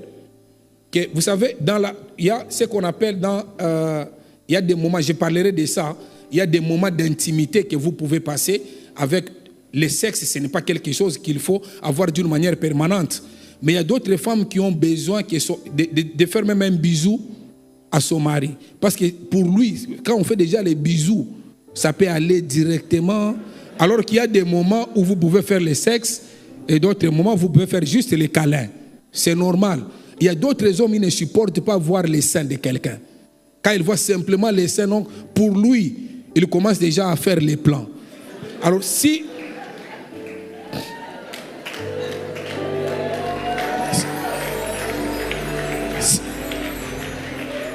Je suis en train de parler sur l'infidélité et l'adultère. Donc, chers frères célibataires, si tu as un homme ou si tu es un homme à femme, donc un homme à plusieurs femmes, ne pense pas que le mariage te délivrera de la fornication. Je dis que c'est faux. Combat les bons combats pour vaincre la fornication avant le mariage. Sinon, tu feras souffrir ta femme. Tout homme marié doit combattre contre lui-même pour remporter les batailles de l'adultère.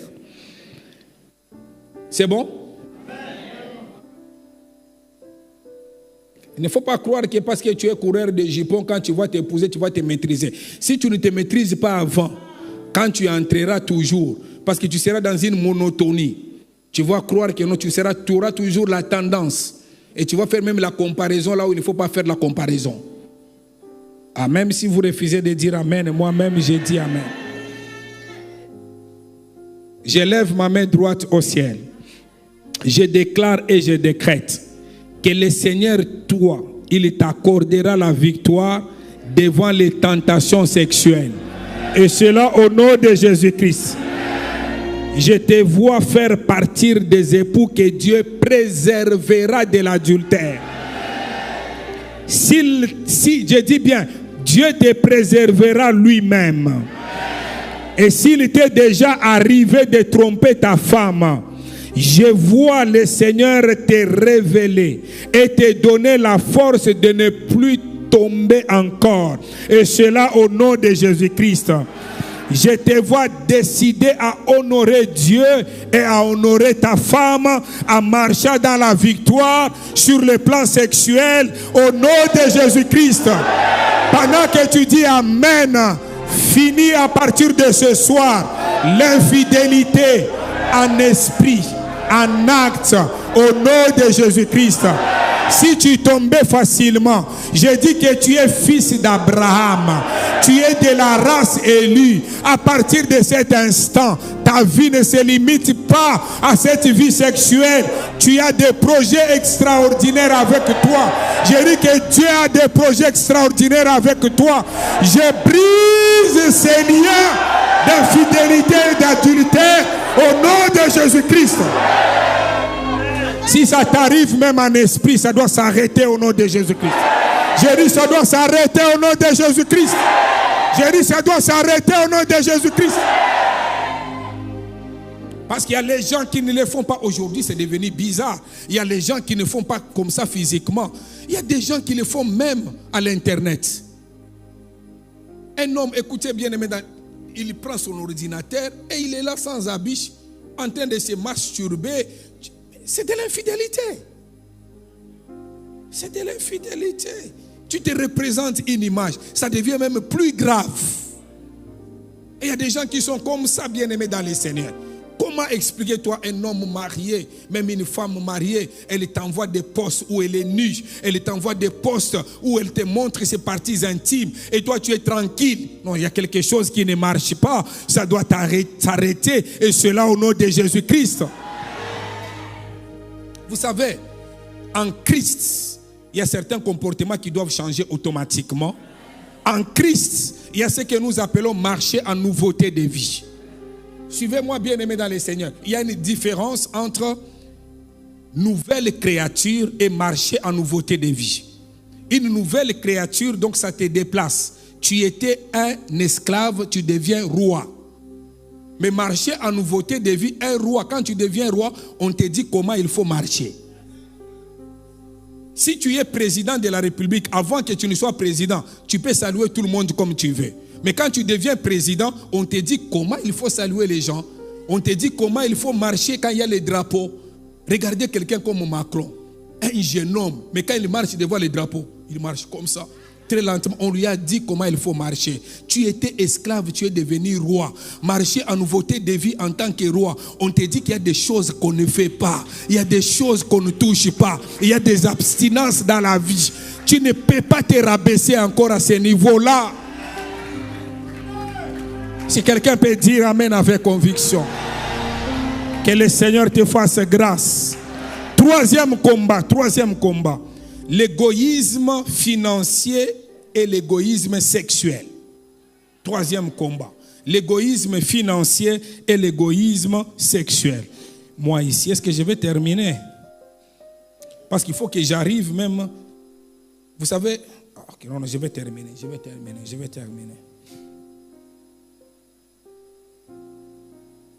Troisième combat. J'ai dit l'égoïsme financier et l'égoïsme sexuel.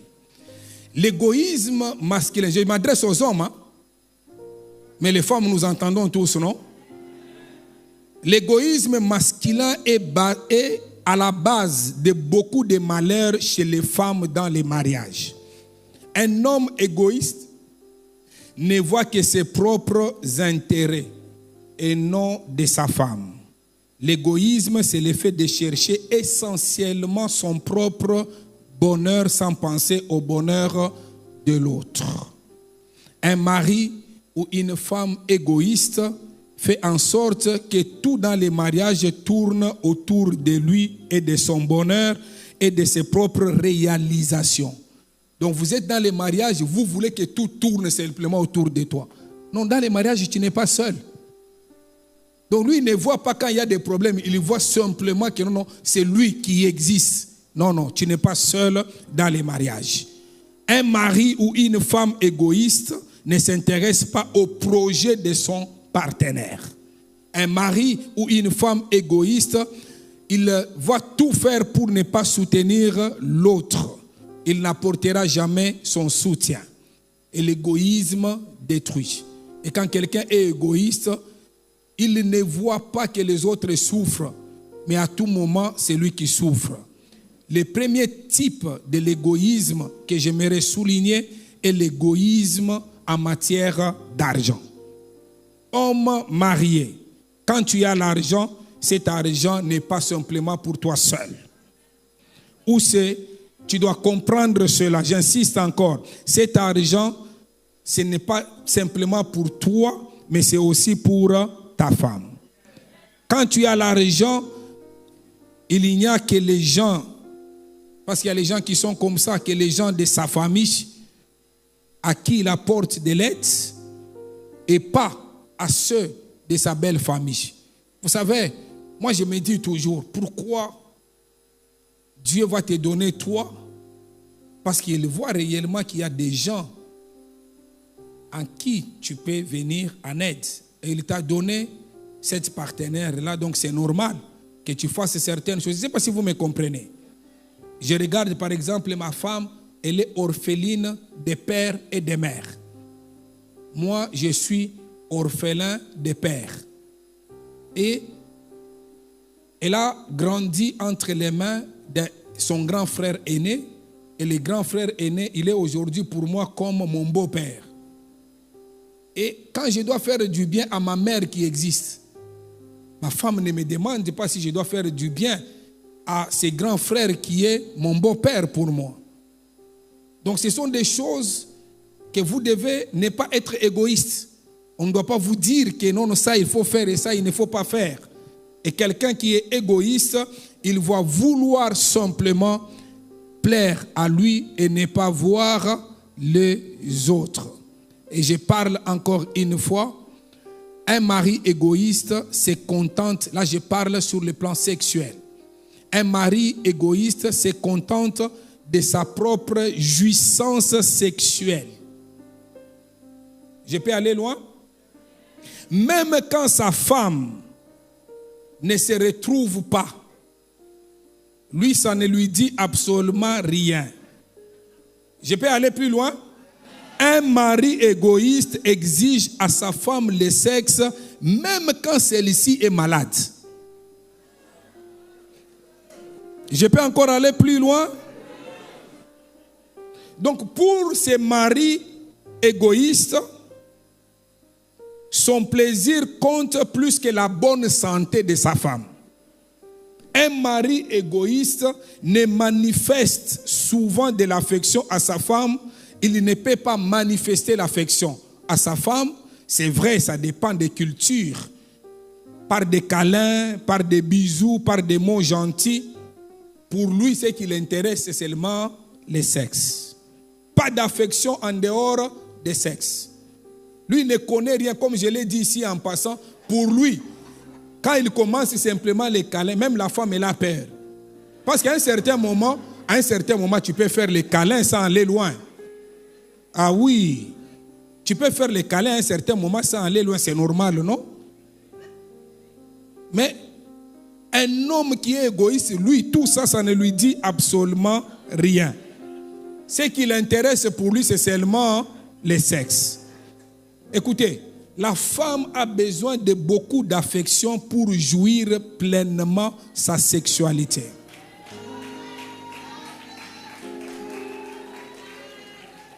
Vous savez, un homme a besoin du sexe pour se sentir aimé, alors que la femme, elle a besoin de se sentir aimée pour passer à l'acte sexuel.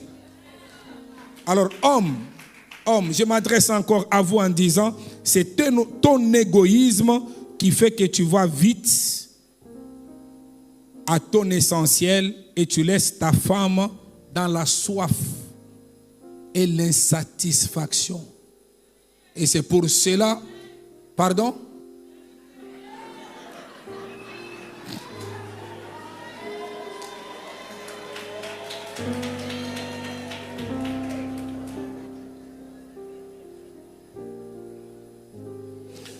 Vous savez, ces choses, c'est plus facile, ça se règle.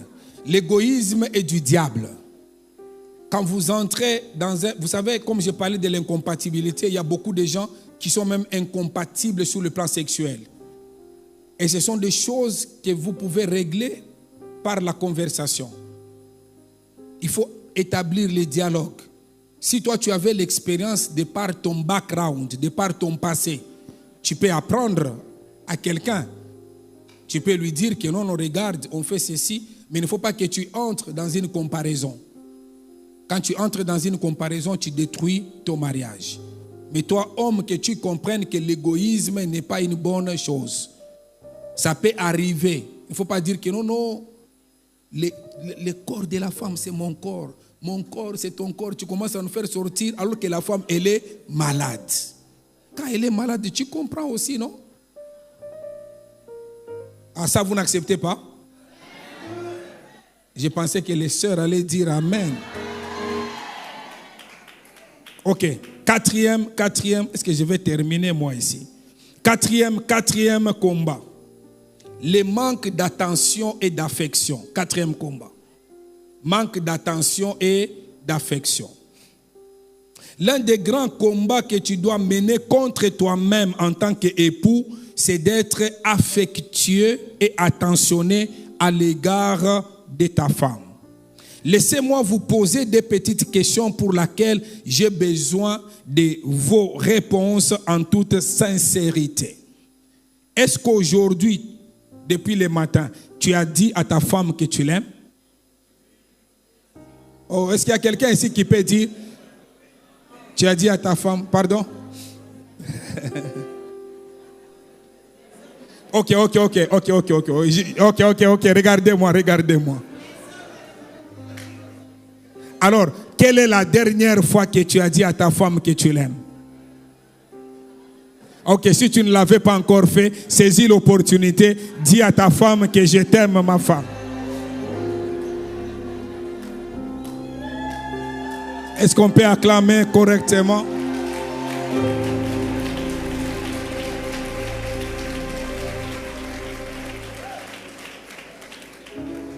Écoutez-vous les hommes, l'amour des femmes passe par ce qu'elles écoutent. Les femmes aiment de belles paroles provenant de leur mari.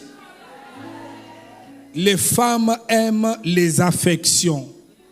Les femmes aiment les câlins, qu'on ne vous trompe pas. En disant que non, ma femme, à moi, elle n'aime pas les câlins. C'est parce que toi, tu l'as mis dans ces régimes-là.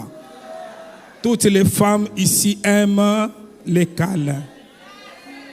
Je pose encore ma question. Quelle est la dernière fois que tu as fait des câlins à ta femme? Juste pour les câlins, sans aller loin. Comme je l'ai dit, parfois ta femme, elle a peur que si toi tu commences les câlins, ça va finir toujours par le sexe. Parce que parfois ta femme, elle n'a pas besoin du sexe, mais elle a juste besoin des câlins. Est-ce que quelqu'un peut dire Amen? Est-ce que quelqu'un il est content ce soir? Quelqu'un est content? Es-tu un époux attentionné? Quand tu es un mari attentionné, tu sauras quand quelque chose ne marche pas chez ta femme. Elle n'aura pas besoin de te dire chaque fois qu'elle ne va pas bien. Mais toi-même, tu vas le savoir par toi-même si tu es vraiment attentionné. Tu pressentiras un problème chez ta femme avant même qu'elle ne te le dise quoi que ce soit. Quand tu n'es plus attentionné, tu auras du mal à mieux connaître ta femme et développer une intimité profonde avec elle. Donc tu dois être attentif à tout ce que ta femme fait. Tu ne dois pas vivre avec elle comme si tu l'ignorais. Tu dois vraiment, en tout cas, je parle aux hommes.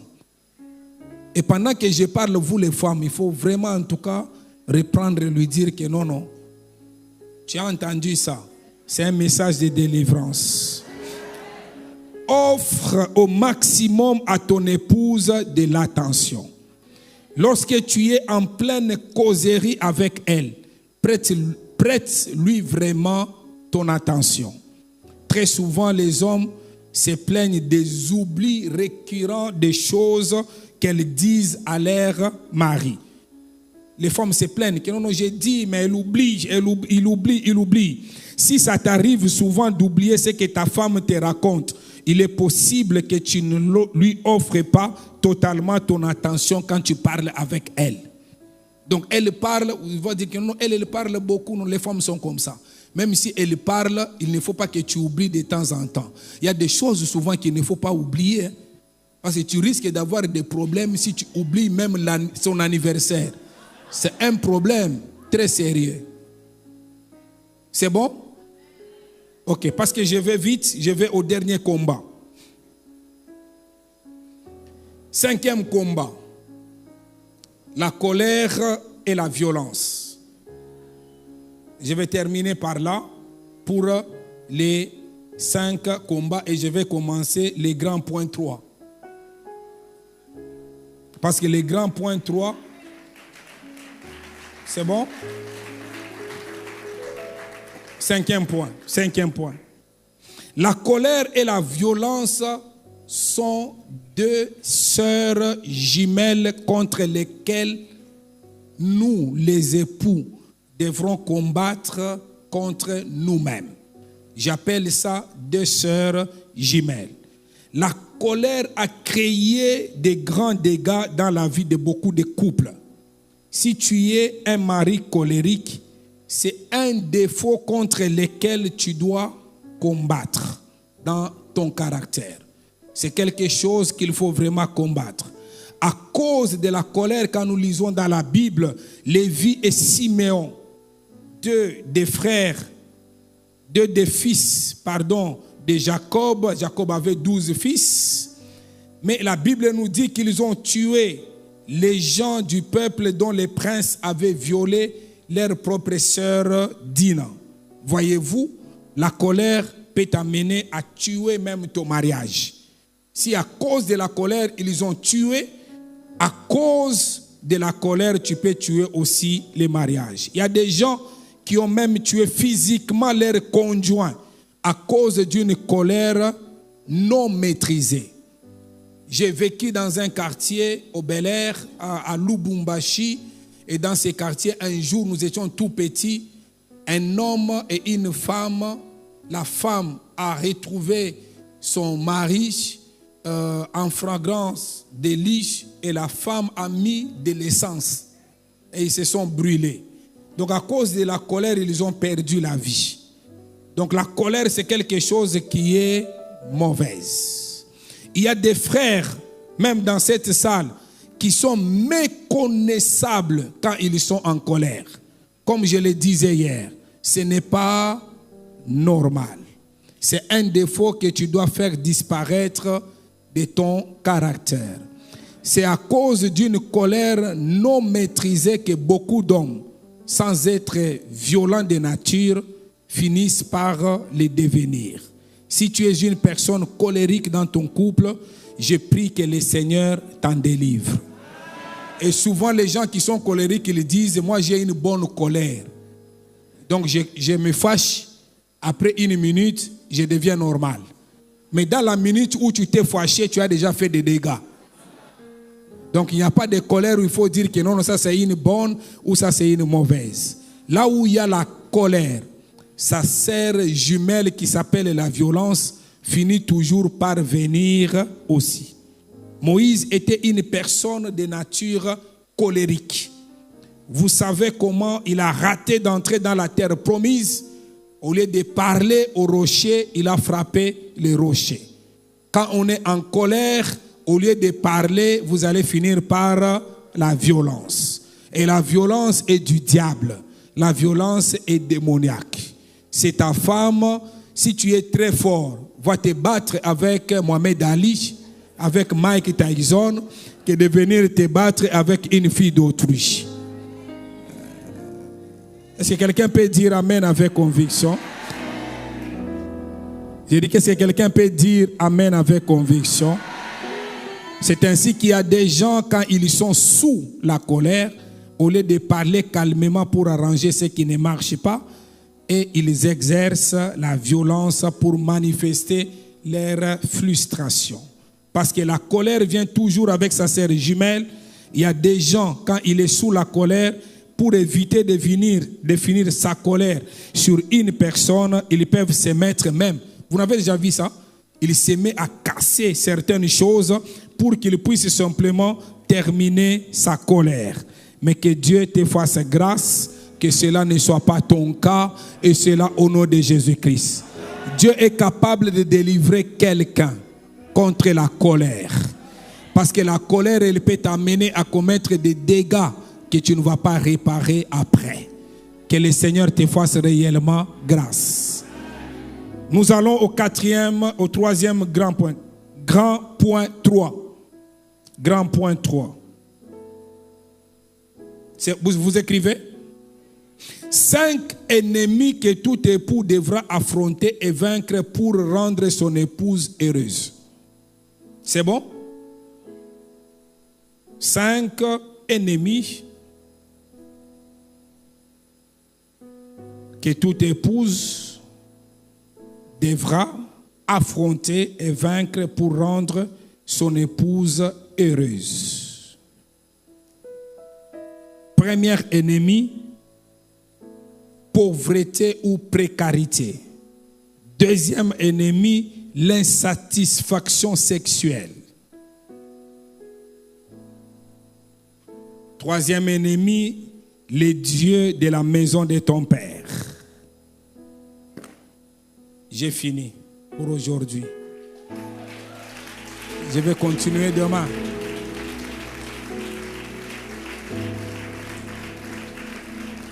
Amen.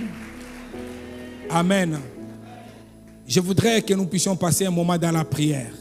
Mais avant cela, je voudrais dans cet esprit que je puisse inviter l'ange de la maison. Je voudrais laisser le révérend Raoul, il va dire un mot. Et puis après, il faut que nous puissions passer un moment de prière. Et c'est vraiment très capital. Comme nous avons dit, nous allons continuer. Nous allons continuer. Pardon? Ah, c'est bon. Hein? Le révérend Raoul, il préfère. Mais viens nous conduire dans la prière. Viens simplement. Qu'il vienne nous conduire dans la prière. Hein? C'est bon, non? Nous acclamons correctement le roi. Et il faut vraiment que nous puissions prier sincèrement par rapport à tous ces défauts, à tout ce que nous avons dit. Et une prière conduite par lui. Et je crois réellement, en tant qu'enfant de la maison, nous sommes bénis pour recevoir cette délivrance.